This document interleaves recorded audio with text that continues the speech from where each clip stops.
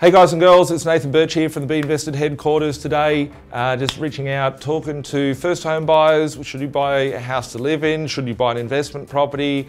What is the best option? What would you do? What should I do? How should it be? Etc, etc. So just thinking back, looking at everybody's position is vastly different. And I think it's important to work out, what your budgets are, like whether you should be buying a house to live in, whether you can afford to buy a house to live in, whether you should be buying an investment property. I guess I'm a little bit biased as once a first home buyer, as an investor, etc, etc.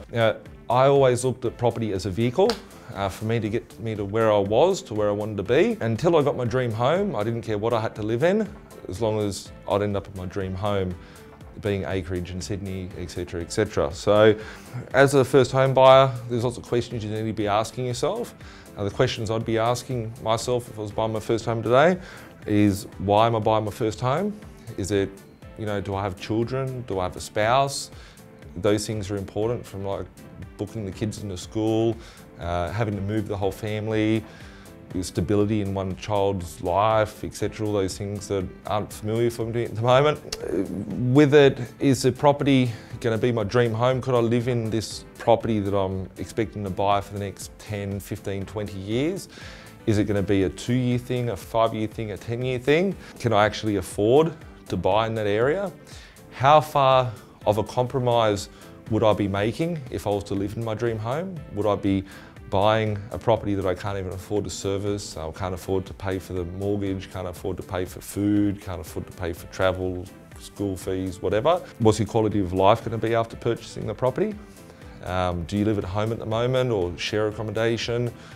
There's lots of questions that you need to be asking yourself. But from my perspective, what I looked at was that if I could build a portfolio of, say, 10 properties for me that were basic, affordable accommodation, which were neutral cash flow, they looked after themselves, they were below market value, and they had good growth potential, I knew fundamentally that those properties, and it was hard to see at the start, a lot of negativity from colleagues, friends, family, etc, as to, you're not doing the normal thing. You should just buy a house, be happy with it, etc. But for me, it was working out, if I had 10 properties that were bringing me in $100 a week passive income, that'd be $1,000 per week.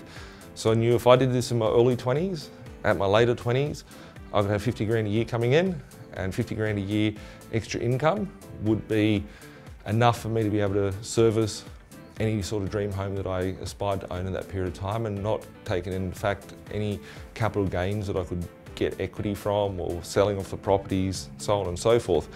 But that's not for everybody, and I understand that. So that's why here at B.Invested we've looked and obviously helping out, being a part of over 10,000 real estate transactions over the last decade, realised that, what strategies actually work for first home buyers. So, it's important to work out your goals, work out where you're at, work out what you're trying to achieve.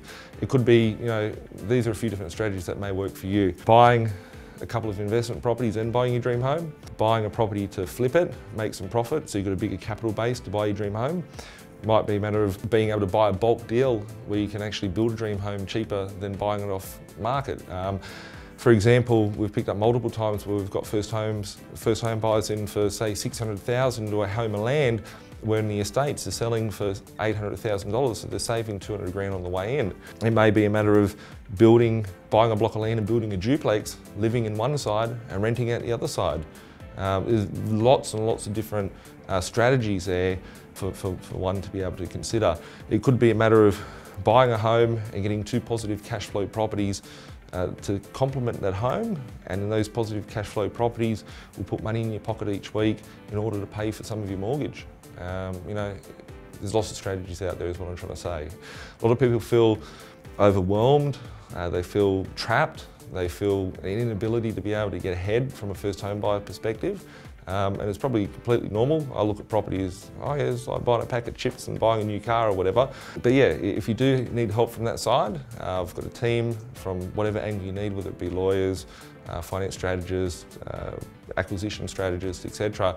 If you do need help from any of those aspects on being able to put yourself in your first home, call us on 1300 367 925 and we'll help you build a plan on how to get into your home safely and well below market value and minimise all the stress. We'll catch up soon. Have an awesome day.